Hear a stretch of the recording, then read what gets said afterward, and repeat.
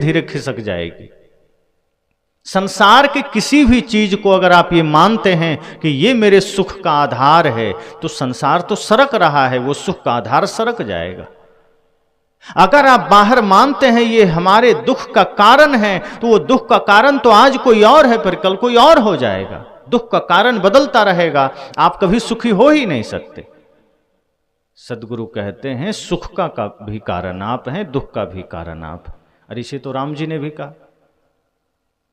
जब निषाद राज ने राम जी से कहा बड़ा दुख हुआ आपके बारे में जानकर कि मंथरा और कैकेयी माता के वजह से आपको दुख मिला, लक्ष्मण जी ने कहा बिल्कुल एकदम उन्हीं के वजह से दुख हुआ है राम जी को, भैया को। ये तो मानते ही नहीं।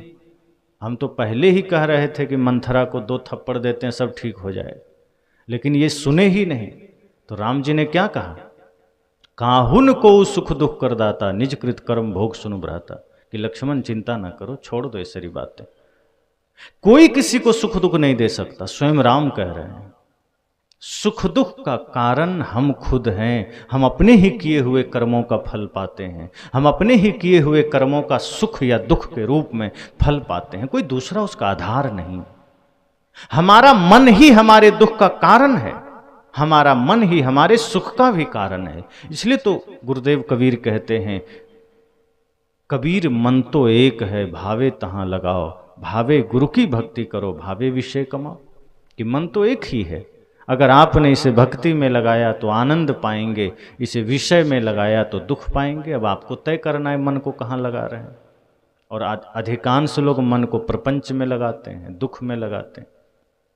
कहीं झगड़ा हो रहा हो, 2 आदमी में लड़ाई ठन गई हो, तो मन कहता है जरा रुक जाओ। कहीं सत्संग हो रहा हो तो मन कहता है कल आ जाएंगे, 3 दिन का है, आज क्या जल्दी है, चलो पहले काम कर लेते हैं। लेकिन आगे निकलते ही झगड़े के जगह पर आप पहुंच गए, 2 आदमी एकदम अब लड़ने ही वाला है, मन कहता है जरा रुको तो सही, देख तो लें, बड़ा मजा आ रहा है, थोड़ा देखें तो सही।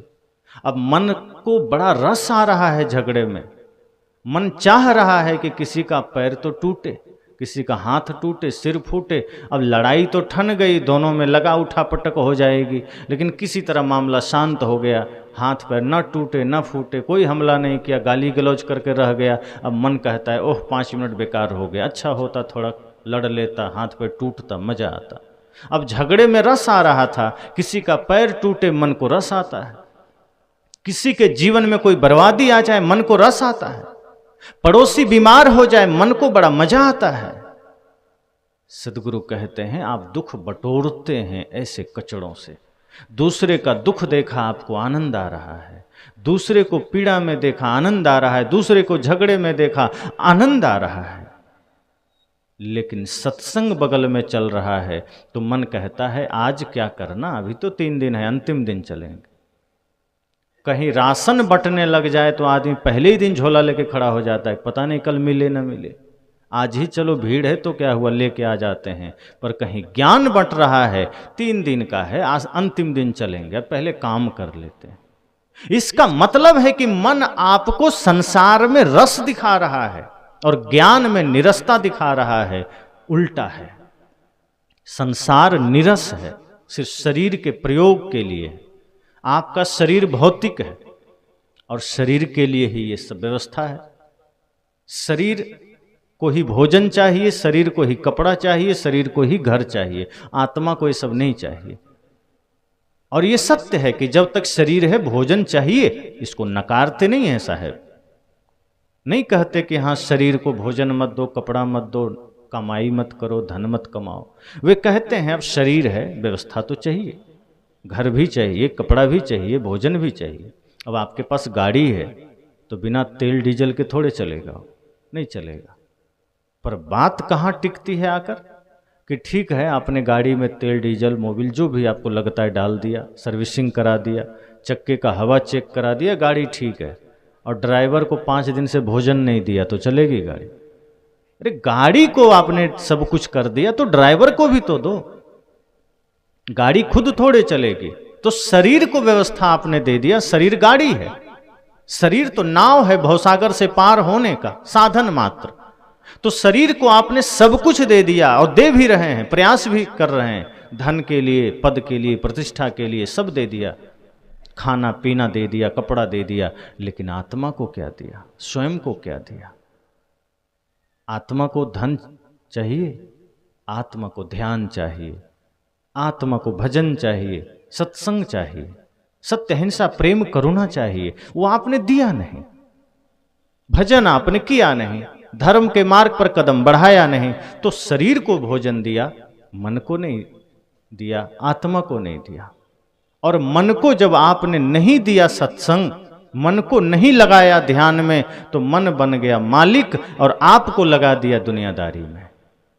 क्योंकि मन जब मालिक बन जाता है वो कभी भी आपको ज्ञान के मार्ग पर नहीं ले जा सकता।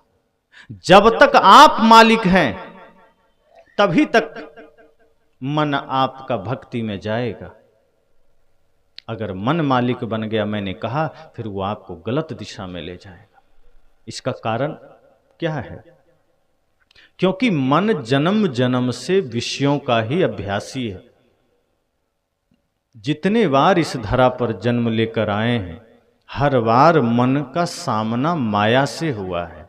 हर बार मन उसी माया मोह में रहा है, उसी दुनियादारी में रहा है। इसलिए आज भी मन आपको उसी में ले जाता है। मन के लिए वह परिचित मार्ग है और ज्ञान का मार्ग अपरिचित मार्ग है। इसलिए मन आपको इस पर नहीं ले जाएगा। मन की दशा जल की भांति है। जैसे आप जल गिरा दीजिए जमीन पर तो कहाँ जाएगा? जहां गड्ढा होगा पानी खुद चला जाएगा, जल खुद चला जाएगा। आपको प्रयास नहीं करना पड़ेगा कि पानी गिरा दिया, अब गड्ढे में कैसे ले जाएं। जहां गड्ढा होगा जल स्वतः पहुंच जाएगा। लेकिन उसी जल को ऊंचाई में ले जाना हो तो आपको प्रयास करना पड़ेगा, वहां खुद से नहीं जाएगा वो। तो फिर आप मोटर की व्यवस्था करते हैं, फिर वो जल मोटर के माध्यम से 1 मंजिला 2 मंजिला 20-50 मंजिला पर चढ़ जाता है। वहां फिर आपको यत्न करना पड़ता है। इसी तरह मन को आप जैसे ही ढीला छोड़ते हैं तो मन खुद ही संसार में चला जाता है, आपको लेके थोड़े जाना पड़ता है। और आप इसका प्रमाण देखिए, किसी को क्रोध सिखाना पड़ा कि चलो अब बच्चे बड़े हो गए हैं, पढ़ना सिखा रहे हैं, साथ साथ में थोड़ा क्रोध भी सिखा दें, आगे काम आएगा। आपको सिखाना पड़ा क्या? कि बच्चे बड़े हो रहे हैं, थोड़ा गाली भी सिखा दें 2-4, क्या पता कहाँ झगड़ा हो जाए, काम आ जाएगा। सिखाना पड़ा? खुद सीख गए। किसी चोर को चोरी सिखाना पड़ा क्या? कि चलो कहीं किसी शहर में एक ट्रेनिंग सेंटर है, विद्यालय है, वहाँ भर्ती कर दें, बढ़िया चोर बन के निकलेगा। पुलिस का व्यवस्था है, पुलिस कैसे बनना है, आर्मी कैसे बनना है, डॉक्टर कैसे बनना है, इंजीनियर कैसे बनना है, साधक कैसे बनना है, इसके लिए भी आश्रम की व्यवस्था है। लेकिन चोर कैसे बनना है, डाकू कैसे बनना है, लुटेरा कैसे बनना है, जुआरी कैसे बनना है, नशेड़ी कैसे बनना है, कोई व्यवस्था नहीं। पर दिक्कत आती है सीखने में। थोड़ा सा सावधान हुए आदमी लुटेरा बन जाता है, थोड़ा सा सावधान हुआ आदमी चोर बन जाता है, थोड़ा सावधान हुआ आदमी हिंसक बन जाता है, नशेड़ी बन जाता है, जुआरी बन जाता है। उसके लिए प्रयास नहीं करना पड़ता, क्योंकि वो नीचे का मार्ग है, गड्ढा का मार्ग है। जैसे ही बस मन को हल्का ढीला छोड़ा कि मन अपने आप बुराई में चला जाएगा, कोई यत्न नहीं करना पड़ेगा। लेकिन बढ़िया बनने के लिए, इंसान बनने के लिए, अच्छे कार्य करने के लिए यत्न करना पड़ता है, साधना करनी पड़ती है, गुरु के ज्ञान को धारण करना पड़ता है। वो मेहनत का काम है। एक अच्छा पुत्र बनने के लिए गुरु की शरण में जाना पड़ता है, लेकिन बिगड़ने के लिए कुछ नहीं करना पड़ता। एक अच्छा इंसान बनने के लिए निरंतर तप की आवश्यकता है, पर शैतान बनने के लिए कोई तप की आवश्यकता नहीं है। बस थोड़ा सा मन को ढीला छोड़ दीजिए, आदमी शैतान हो जाता है। इसलिए बिगड़ने के लिए कोई व्यवस्था नहीं है, सिर्फ सुधरने की व्यवस्था है। संसार में सुधारने के लिए तमाम व्यवस्थाएं हैं, बिगाड़ने के लिए तो चारों तरफ खुद ही मन काफी है, प्रपंच काफी है, वो बल्कि उससे बचा जाता है। गलत चीजों के लिए आपको कुछ भी नहीं करना पड़ता। आप देखिए आसपास बढ़िया कीमती पौधे लगाने के लिए आपको मेहनत करनी पड़ती है, और जो जंगल झाड़ है उसके लिए कुछ करना पड़ता है। आप दवा डाल डाल के थक जाते हैं, बहुत से झाड़ उगे ही चले जाते हैं, वो मरते ही नहीं है। भयंकर गर्मी में ऐसे ऐसे झाड़ हैं जो जिंदा रह जाते हैं, जिसका कोई उपाय उपयोग नहीं, समाज में कोई प्रयोजन नहीं। आप उसको उखाड़ के फेंकना चाहते हैं, वो उतनी ही शक्ति से उगते चले जाते हैं। लेकिन आप कीमती पौधे लगाना चाहते हैं, दिन रात सेवा कर रहे हैं, पानी डाल रहे हैं, फिर भी मुरझाए जा रहा है। यही हाल आपके जीवन का है कि मन को बुरा बनाना है, आपको कुछ नहीं करना है, बस थोड़ा सावधान हो जाइए, बेहोश हो जाइए, हल्का सा मन को ढीला छोड़ दीजिए, आपको गलत रास्ते में ले चला जाएगा। इसलिए सदगुरु कहते हैं मन ही सुख दुख का कारण है, मन ही सभी समस्याओं का कारण है, दूसरा कुछ नहीं है। इसलिए बहुत से लोग तो ये जानते ही नहीं कि मन में दुख भी है। संसार में कितने लोग हैं जो उसी के साथ जीना शुरू कर देते हैं, दुख के साथ। ये मान बैठते हैं कि यही हमारी नियति है, हम इससे मुक्त हो ही नहीं सकते, सबके जीवन में ये दुख है, ये मान करके हम उसी में जीने लगते हैं। पर जब कभी गुरु का सानिध्य मिलता है, संत का सत्संग मिलता है, तब पता चलता है कि नहीं, धरती पर हर इंसान सुख पा सकता है, सबके नसीब में सुख है, सबके मूल में सुख पाने का उपाय है, अवसर है। लेकिन हम संसार के प्रपंचों में इतना गहरे उतर जाते हैं कि हमें सुख का आभास भी नहीं होता। हजारों साल के गुफा में किसी को बंद कर दिया जाए भयंकर अंधेरे में, तो उस आदमी को ये लगता है कि अब हमारे जीवन में कभी प्रकाश नहीं आएगा, हम तो इसी अंधेरे में जिएंगे, और वो उसी के साथ अभ्यास कर लेता है जीने का। लेकिन गलती से कहीं सूरज की रोशनी पड़ गई, तब थोड़ा सा उम्मीद जगता है कि नहीं, लगता है हम बाहर के उजाले को भी देख सकेंगे। किसी किसी आदमी को जेल में रहना पड़ता है, अगर उसे आजीवन कारावास हो गया तो धीरे धीरे वो मन को समझा लेता है कि अब जेल में ही रहना है। धीरे धीरे वो जेल को ही घर समझने लगता है, धीरे धीरे उसी हथकड़ी को, उसी सारे ग्रिल को मान लेता है कि अब इसी के साथ जीना है, उसी में वो मन को समझा लेता है। लेकिन जब कभी कोई उम्मीद की किरण जगती है, तब आभास होता है कि नहीं, इसके बाहर भी एक जगत है जहां आनंद है। यही हम सबके साथ होता है। भयंकर दुख है जीवन में, पीड़ा है जीवन में, अशांति है जीवन में, लेकिन हम इतना गहरे उस दुख में डूब चुके हैं कि अब उम्मीद ही नहीं होती कि कभी हमारे जीवन में भी उजाला आएगा, सूर्योदय होगा, सुख आएगा। इसलिए दुख के साथ समझौता कर लेते हैं, जीने लग जाते हैं। लेकिन सदगुरु कहते हैं हर आदमी के जीवन में सुख का सूर्योदय होगा, बस जरूरत है मन को निर्मल करने की, जरूरत है मन के दुख को जानने की। अब मन में दुख है, हम उसे जान ही नहीं रहे, मन में समस्या है, हम जानते ही नहीं है, तो जानना पड़ेगा, समझना पड़ेगा कि सारी समस्याओं का कारण हमारा मन है, कोई पड़ोसी कारण नहीं है, कोई माता पिता कारण नहीं है, कोई मित्र कारण नहीं है, हम दूसरे को कारण मान लेते हैं। आप कई बार देखिए, कई आदमी क्रोध कर देता है, फिर बाद में क्या कहता है, क्या करें, हम क्रोध करना तो नहीं चाहते थे, पर सामने वाले के वजह से करना पड़ गया, मित्र के वजह से क्रोध आ गया, पुत्र के वजह से क्रोध आ गया, पिता के वजह से क्रोध आ गया। किसी न किसी पर अपनी जिम्मेदारी सौंप देता है कि किसी और के वजह से क्रोध आ गया। अब जरा सोचिए, किसी और के वजह से क्रोध कैसे आ गया? मान लीजिए हमारे भीतर क्रोध है ही नहीं, तो सामने वाला कितना भी प्रयास करे, क्रोध आएगा क्या? जब क्रोध है भीतर, तभी तो किसी न किसी कारण से क्रोध आएगा।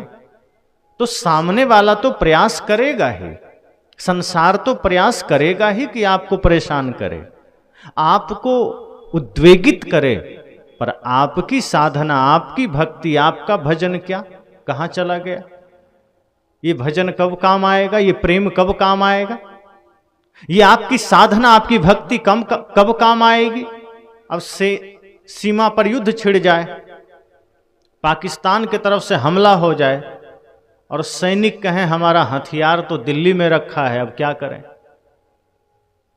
अब जब युद्ध नहीं छिड़ा था तब हथियार लेके सब घूम रहे थे, दिखा रहे थे, और युद्ध छिड़ गया तो हथियार पता चला क्वार्टर में रखा है, दिल्ली में रखा है, तो हार हो जाएगी ना। बाकी समय भले छिपा के रखिए, लेकिन युद्ध के समय अगर हथियार सामने है तो आप युद्ध जीत सकते हैं। तो जब प्रतिकूलता नहीं थी, जब सामने से कोई विषम परिस्थिति नहीं आई थी, तब हम प्रेम भक्ति का गुणगान कर रहे थे, भजन गा रहे थे। लेकिन जैसे ही सामने से किसी ने गाली दिया, हम तुरंत प्रेम श्रद्धा भक्ति को बगल रख देते हैं कि ये तो खत्म, इसका काम नहीं। अब हम भी वही क्रोध का हथियार उठा लेते हैं। तो क्या मतलब हुआ सत्संग सुनने का? जिस वक्त प्रेम की आवश्यकता है उस वक्त प्रेम को धारण तो करिए। जब कोई गाली दे तो आपके भीतर से प्रेम के शब्द निकले, जब कोई क्रोध करे आपके भीतर से करुणा प्रेम के निर्मल मीठे शब्द निकले, जब कोई हमला करे उस वक्त अस्त्र चलाइए, ज्ञान का अस्त्र चलाइए, प्रेम का अस्त्र चलाइए। लेकिन उसी समय हम हार मान लेते हैं, उसी समय हम अपना अस्त्र समर्पित कर देते हैं। सदगुरु कहते हैं इसीलिए जीवन में दुख है, और इस दुख का कारण कोई दूसरा नहीं है। जो ज्ञान, जो भक्ति, जो वैराग्य की शिक्षा हम संत सत्संग से पाते हैं, अगर यह जीवन में बना रहे तो कभी दुख नहीं आएगा। सत्संग में हम आए और सत्संग में जो हमने सुना, अगर वो हमने आत्मसात कर लिया, काम बन जाएगा। लेकिन हम आत्मसात नहीं करते हैं, बहुत सी बातों को हम सिर्फ कंठस्थ कर लेते हैं। तो कंठस्थ का मतलब है जो कंठ में जाके स्थित हो गया। तो जो कंठस्थ होगा वो आचरण में नहीं उतरेगा, लेकिन जो आत्मसात हो जाएगा, हृदयस्थ हो जाएगा, वो आचरण में उतर आता है। इसलिए सदगुरु कहते हैं ज्ञान की बातों को रटना मत, कंठस्थ मत करना, उसे समझना, उसे हृदयस्थ करना, तब वो आपके कर्म में उतरेगा, तब वो आपके आचरण में उतरेगा। यही ज्ञान की प्रमुखता है, यही ज्ञान की शक्ति है कि अगर आपके कर्म में उतर गया, वो ज्ञान आपको भी पूजनीय बना देगा, आपको भी अमर बना देगा। लेकिन अगर वो ज्ञान सिर्फ मस्तिष्क में रह गया, कंठ तक रह गया, फिर वो ज्ञान किसी काम का नहीं है, फिर वो सिर्फ दूसरे के लिए काम आ जाएगा। इसलिए सदैव यह प्रयास करिए कि मन हमारे दुख का कारण है, हमारे समस्याओं का कारण है, और इस मन को जब हम साध लेंगे, इस मन को जब सत्संग के द्वारा निर्मल कर लेंगे, दुख मिट जाएंगे। फिर किसी में शत्रुता नजर नहीं आएगी, फिर कोई क्रोध भी चाहेगा कि आपके भीतर दिला दें, आपको नहीं आएगा। अब भगवान बुद्ध रास्ते में जाते हैं, कितने लोग गाली दे देते हैं, कितने लोग अपशब्द कह देते हैं, लेकिन भगवान बुद्ध के चेहरे पर शांति है, चेहरे पर मुस्कुराहट है। कोई गाली भी दिया तो आप उसका जवाब नहीं दीजिए। कल मैंने कहा था कि समाज में हर तरह से आपको जीना पड़ेगा। कहीं आपको अपनों के बीच सिर भी झुका लेना है अगर प्रेम बना के रखना है। आप चाहते हैं घर ना टूटे, आप चाहते हैं समाज ना टूटे, तो अपने के बीच सिर भी झुका लीजिए। लेकिन अगर आप ये चाहते हैं कि नहीं टूटे तो टूटे, हम झुकेंगे नहीं, तो कदम कदम पर टूटेगा। क्योंकि घर परिवार संसार के टूटने का कारण ही हमारा अहंकार है, स्वार्थ है, और ये दो विकार जहाँ भी रहेंगे वो समाज, वो घर कभी संवर्धित नहीं रह सकता, व्यवस्थित नहीं रह सकता, संगठित नहीं रह सकता। इसलिए सदगुरु कहते हैं कि जहाँ जैसी स्थिति आए स्वयं को बना लीजिए। अगर कहीं झुकना पड़े झुक जाइए, कहीं मौन रहना पड़े मौन हो जाइए, कहीं स्वीकारना पड़े स्वीकार लीजिए, लेकिन झगड़े का कारण मत बनिए। कारण अगर बनना है तो झगड़े मिटाने का कारण बनिए। कारण अगर बनना है तो अपने बच्चों के सुंदर भविष्य का कारण बनिए। कारण अगर बनना है तो अपने समाज के उत्थान का कारण बनिए। मैंने कल और भी कहा था कि जब भी हम कुछ गलत करते हैं तो वो सिर्फ हम अपने लिए नहीं करते, हम समाज के लिए भी करते हैं।